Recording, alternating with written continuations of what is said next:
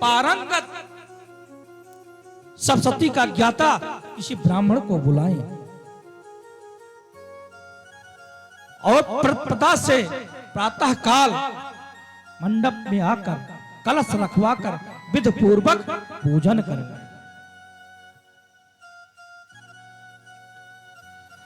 विप्रे संतोषते कार्य संपूर्ण सर्वथा भवेत। नौ पंचदशको दिव्या पाठे द्विजास्मिता। ब्राह्मणों के द्वारा किया हुआ कार्य सम्यक प्रकार से परिपूर्ण होता है। सभी वर्णों के लिए है कि अपने ब्राह्मण विप्रदेव को बुलाएं, मां भगवती का पाठ करवाएं। देवी की पाठ करने के लिए लिखा तो इसमें है कि 9 ब्राह्मण बुलाए जाएं, 9, 5, 3। अगर नहीं है अथवा एक ब्राह्मण का भी विधान देवी भागवत में लिखा गया है। वेदी पर रेशमी वस्त्र डालकर सिंहासन पर माता दुर्गा की प्रतिमा स्थापित करें। प्रतिमा हाथों में आयुध सिंहवाहिनी, जिस प्रकार से माता जी बैठे हुई हैं, सिंहवाहिनी मां को विराजमान करें।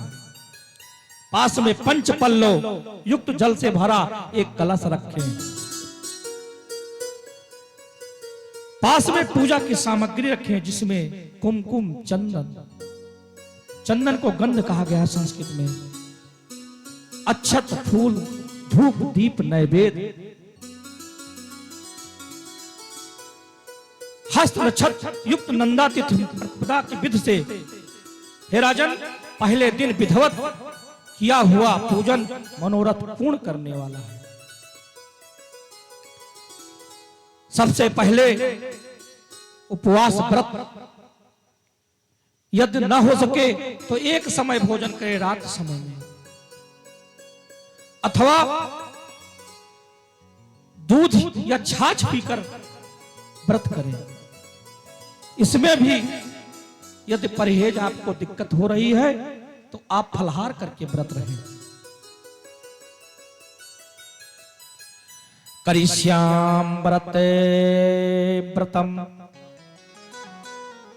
मातृ नवरात्र मनोरुतम। पूजा करने से पहले यह प्रार्थना करें कि हे माता, मैं इस पवित्र नवरात्र का व्रत करूंगा। हे जगदम्बे, इस पवित्र कार्य में मेरी मदद करें, इस व्रत में मेरी मदद करें। इस व्रत के लिए यथाशक्ति अगर कपूर, अशोक, चंपा, कनेल, मालती आदि सुगंधित पुष्प, अड़हल का फूल माता जी को बहुत प्रिय है। विधि प्रकार से पूजन और हवन करें। जो व्यक्ति इस प्रकार से करता है, माता रानी की कृपा सदा उस पर बनी रहती है। 9वें दिन कन्या को भोजन कराएं, कन्या का पूजन करें। कन्या का भी विधान दिया गया है। 1 वर्ष कन्या का विधान नहीं दिया, 2 वर्ष से शुरू किया गया है। कम से कम 2 वर्ष। 2 वर्ष की कन्या को कुमारी कहते हैं। 3 वर्ष की कन्या को तिमूर्ति कहते हैं। 4 वर्ष की कन्या को कल्याणी कहते हैं। 5 वर्ष की कन्या को रोहिणी कहते हैं। 6 वर्ष की कन्या कालिका, 7 वर्ष की कन्या को चंडिका कहते हैं। 8 वर्ष की कन्या को शांभी कहते हैं। 9 वर्ष की कन्या को दुर्गा कहते हैं और 10 वर्ष की कन्या को सुभद्रा कहते हैं। हे राजन, पूजा विधि में 1 वर्ष की कन्या नहीं लेनी चाहिए और 2 वर्ष से ही लेकर 10 वर्ष तक की ही कन्या को लेना चाहिए।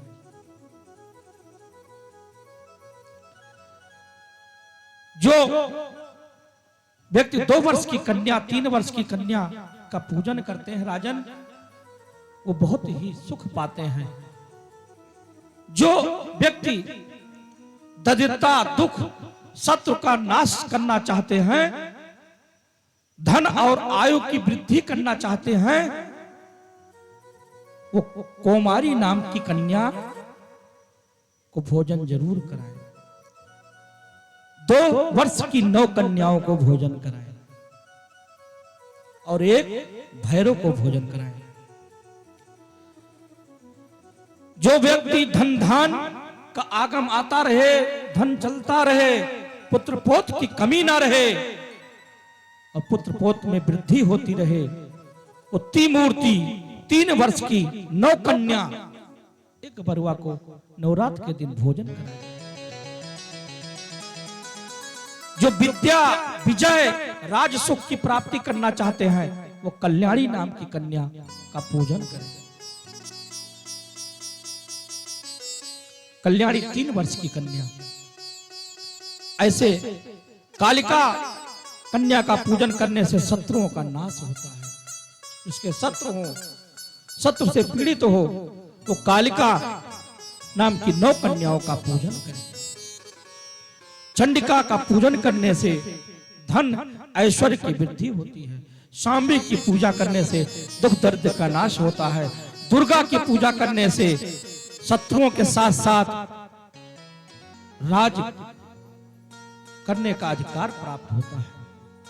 सुभद्रा नाम की कन्या का पूजा करने के लिए समस्त मनोरथों की सिद्धि प्राप्त होती है। रोहिणी की पूजा करने से कितना भी बड़ा भयंकर रोगी हो, उसका रोग समाप्त हो जाता है।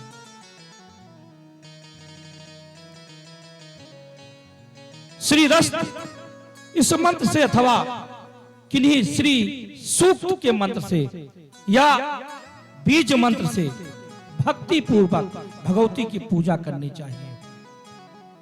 विद्वानों को चाहिए गंधक अक्षत फूल हाथ में लेकर भगवती का ध्यान करके संकल्प करके पूजन काल प्रारंभ करें।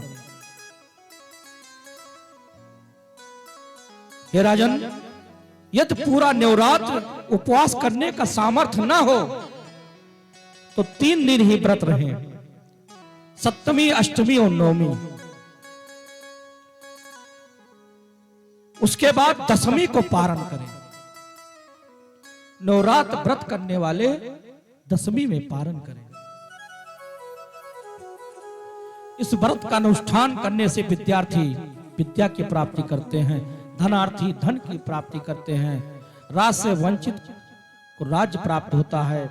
जिस मनुष्य ने संताप घेर रखा हो, यह व्रत करता है, उसके संताप दूर होते हैं, सिद्धियां देने वाली हैं। कल्याण स्वरूपिणी भगवती की उपासना करने से पृथ्वी पर अनेक कष्ट भोगने वाला व्यक्ति यदि माता रानी का व्रत करता है तो समस्त दुख दरिद्रता से मुक्त हो जाता है।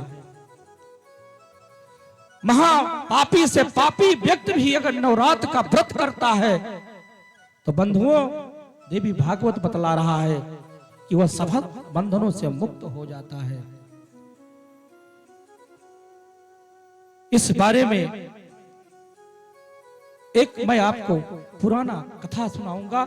श्रीमद् देवी भागवत में लिखा है व्यास जी ने कि बेटा परीक्षित जन्मेजय, एक कथा मैं तुमको सुनाने जा रहा हूं, ध्यान से सुनो। पुरा कंचते ते दिनो धन धीना सो दुखता कुटुंबे चावकाशते कौशले निपसतमा। हे राजन, पूर्व काल में कौशल देश में दीन दरिद्र अत्यंत दुखी विशाल कुटुंबों से एक वैश्य रहता था। वैश्य कहा गया है बड़े को व्यापार करने वाले। कौशल देश में धन धान की कमी।